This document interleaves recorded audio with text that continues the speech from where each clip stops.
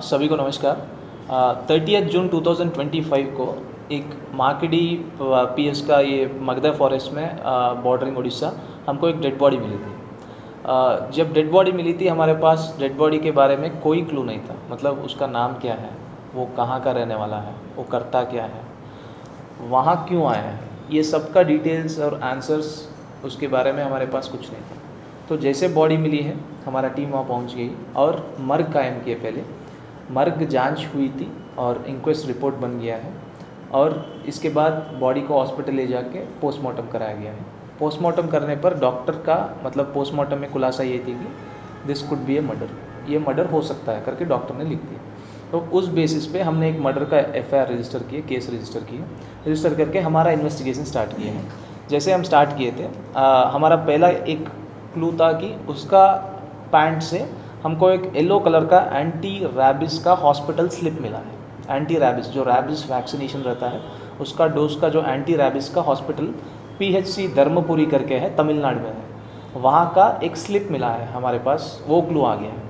वो क्लू जैसे आ गया है हम PHC धर्मपुरी और उस एरिया का थाना का तमिलनाडु पुलिस से संपर्क किए और संपर्क करके वहाँ हॉस्पिटल में एक सब इंस्पेक्टर रैंक का ऑफिसर को हॉस्पिटल में भेज के पूरा तस्दीक कराया कि ये आदमी वहाँ गया क्यों और जाने के बाद मतलब इस आदमी को क्या हुआ है, एंटी रैबिस वैक्सीन कब लिया गया है एंड ऑल। तो जैसे हम इस डिटेल्स पे आना शुरू किए थे हमको एक मोबाइल नंबर मिला था। उस मोबाइल नंबर ये जो आदमी है इसका नाम है धर्मवीर नेताम, मतलब उस स्लिप से हमको पता चला कि इसका नाम है धर्मवीर नेताम जो मृतक है। वहाँ जो मोबाइल नंबर हमको मिली थी उस हॉस्पिटल में इसका डिटेल्स जो रजिस्टर्ड है वैक्सीन देने से पहले और डिटेल्स नोट करते हैं, तो वहाँ एक मोबाइल नंबर वहाँ से मिली थी। और मोबाइल नंबर क्या है, ये एक गाय का फॉर्म में काम करता है, डेयरी फॉर्म में, वहाँ उस एरिया में। तो उसका ओनर का मोबाइल नंबर हमको मिली है क्योंकि ये आदमी मोबाइल नहीं चलाता है जो मृतक, तो ये उसका ओनर का मोबाइल नंबर वहाँ दिया गया। तो फिर जैसे हमको ओनर का मोबाइल नंबर पता चला था, मुरली करके एक ओनर था, तो हमने वहाँ पहुँच के मुरली से हम कांटेक्ट किए हैं कि ये आदमी को आप जानते हैं क्या, ये धर्मवीर नेता को। वो बोला था कि यस ये आदमी को मैं जानता हूँ, ये मेरा फॉर्म में काम करता है। कुछ दिन पहले क्या है इसका तबीयत ठीक नहीं था तो फिर इसको मतलब शायद रैबिस वैक्सीन के लिए वो हॉस्पिटल गया था। एंड ये इसको मेरे से एक लंबू करके एक आदमी है वो आके यहाँ काम पे लगाया गया। लंबू का नाम है विदेश मरकाम है। विदेश मरकाम ने इसको लाया गया, धर्मवीर नेताम को लाके मुरली के यहाँ काम में लगवाया। तो इसके बाद उसको जैसे हॉस्पिटल में एडमिट हो गया, हॉस्पिटल से विदेश मरकाम ने ये धर्मवीर नेताम को लेके गया। तो कहाँ लेके गया इसको जानकारी नहीं है, कौन, मुरली को। मुरली इतना तक हमको बताया है।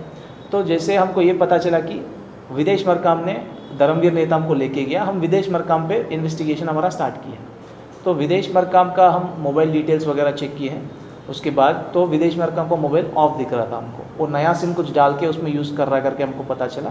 हम उसको ट्रैक करना स्टार्ट किए थे और उसका कॉल्स वगैरह हम मॉनिटर कर रहे थे। तो विदेश मरकाम ने एक महिला के साथ लगातार बातचीत हो रही थी उसका, तो फिर महिला का डिटेल्स भी हम ले लिए हैं। एंड कोइंसिडेंटली वो महिला है इसका पत्नी है, किसका, धर्मवीर नेताम जो मृतक है इसका पत्नी है।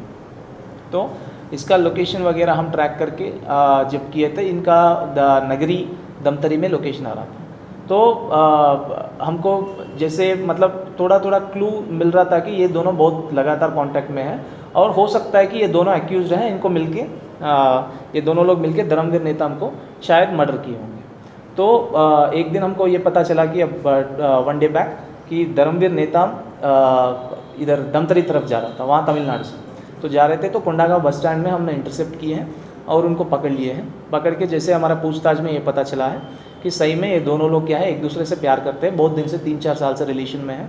एंड ये लोग क्या है ये धर्मवीर नेताम और उनका पत्नी जो है उसका रवीना नागरची उसका नाम है, वो दोनों मिलके धर्मवीर नेताम को रास्ते से हटाने की कोशिश की है और मतलब मर्डर करने का डिसाइड कर ली है।